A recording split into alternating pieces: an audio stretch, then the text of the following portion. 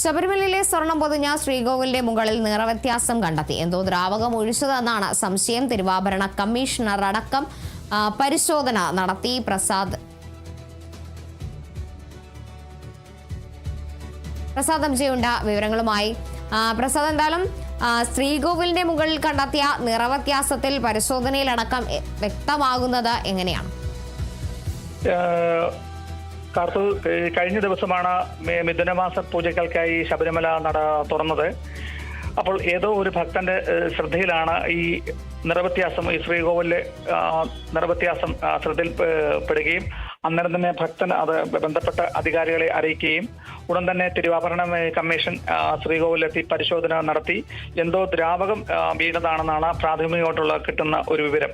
എന്നാൽ തുടർന്ന് മേൽശാന്തിയും മറ്റുള്ള ആൾക്കാരുമായി തിരുവാഭരണ കമ്മീഷണർ ആലോചിച്ചതിന് ശേഷം സ്ഥിരമായി അവിടെ നെയ്യ് ഒഴിക്കുകയും അതല്ലെങ്കിൽ മേൽശാന്തിയും മറ്റെങ്കിൽ പൂജാരിമാരും ഒക്കെ നെയ്യ് ഒഴിച്ചതിന്റെ അടിസ്ഥാനത്തിലാണ് ആ ശ്രീകോവിലിൽ ഇപ്പോൾ നിറവ്യത്യാസം വന്നിരിക്കുന്നത്.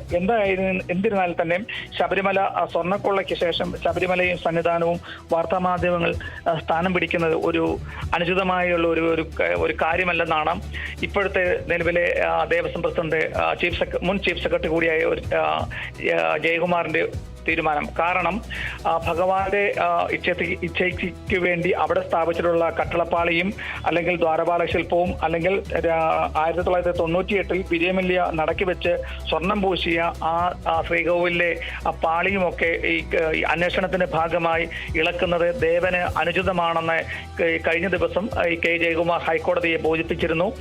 സ്പെഷ്യൽ ഈ കമ്മീഷൻ, അതായത് ഹൈക്കോടതി നിയമിച്ചിട്ടുള്ള സ്പെഷ്യൽ എക്സിക്യൂട്ടർ ഈ കാര്യത്തിൽ വീണ്ടും ഇത് ഇളക്കി പരിശോധിക്കുന്നത് അത് ക്ഷേത്രത്തിന്റെ ചൈതന്യത്തെ ബാധിക്കുമെന്നും ആ ഒരു കാര്യത്തിൽ ഉടൻ തന്നെ തീരുമാനം എടുക്കണമെന്നും സർക്കാരും ദേവസ്വം ബോർഡും ഈ എക്സിക്യൂട്ടീവ് അംഗങ്ങളും കൂടി ഒരു തീരുമാനം എടുക്കുന്നതിന്റെ ഒരു പശ്ചാത്തലത്തിലാണ് ഇപ്പോൾ വീണ്ടും ഈ ശ്രീകോവിലിലെ ഈ ഒരു മങ്ങിയ തരത്തിലുള്ള ഈ ശ്രീകോവിലിന് ചുറ്റും സ്വർണം ഏതോ ഒരു ദ്രാവെന്ന മങ്ങിയ തരത്തിലുള്ള വാർത്ത വീണ്ടും സ്ഥാനം പിടിക്കുന്നത്. എന്നിരുന്നാലും ദേവസ്വം അധികൃതർ ഇപ്പോൾ തന്നെ ഉടൻ തന്നെ ഇതിന്റെ പ്രാഥമിക അന്വേഷണം നടത്തി ഹൈക്കോടതിക്കും ദേവസ്വം ബോർഡിനും റിപ്പോർട്ട് നൽകുമെന്നാണ് നമുക്ക് അറിയാൻ കഴിയുന്നത്. ശരി, പ്രസാദ് എംജിയാണ് വിവരങ്ങൾ നൽകിയത്.